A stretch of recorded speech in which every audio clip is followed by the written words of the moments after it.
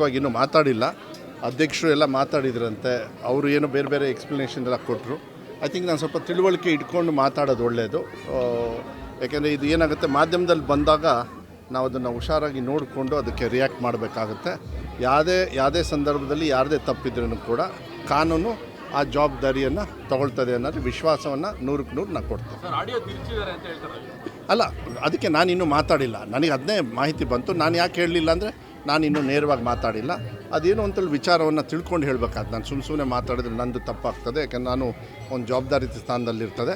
But ಒಂದು ಹೇಳಲಿಕ್ಕೆ ಇಷ್ಟಪಡ್ತೀನಿ, ಅದು ಕಾನೂನು ರೀತಿಯಲ್ಲಿ ನೋಡುತ್ತೆ ಅಂಥೇಳಿ ವಿಶ್ವಾಸದಿಂದ ಮಾಧ್ಯಮದ ಮೂಲಕ ನಾನು ಸಾರ್ವಜನಿಕರಿಗೆ ಹೇಳಲಿಕ್ಕೆ ಇಷ್ಟಪಡ್ತೀನಿ.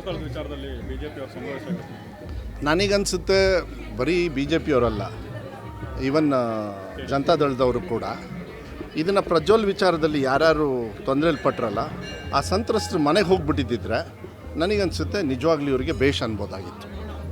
ಧರ್ಮಸ್ಥಳಕ್ಕೆ ಹೋಗಬೇಕು, ಇವರು ಮಾಡಬೇಕು, ಇಲ್ಲ ಅಂತೇಳಿ ಹೇಳೋದಿಲ್ಲ.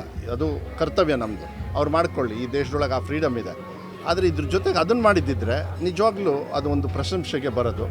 ಇದು ರಾಜಕೀಯ ಉದ್ದೇಶ ಅಂತ ಹೇಳಿ ಏನು ಸ್ವಾಭಾವಿಕವಾಗಿ ಚರ್ಚೆ ನಡೀತಾ ಇದೆ. ನಾನು ಅದನ್ನು ಹೇಳೋದಕ್ಕೆ ಹೋಗೋದಿಲ್ಲ. ಆದರೆ ಇದೊಂದು ಸ್ವಲ್ಪ ಯೋಚನೆ ಮಾಡಿರಿ ಅಂಥೇಳಿ JDS ಅವರಿಗೆ ಹೇಳಲಿಕ್ಕೆ ಇಷ್ಟಪಡ್ತೀನಿ.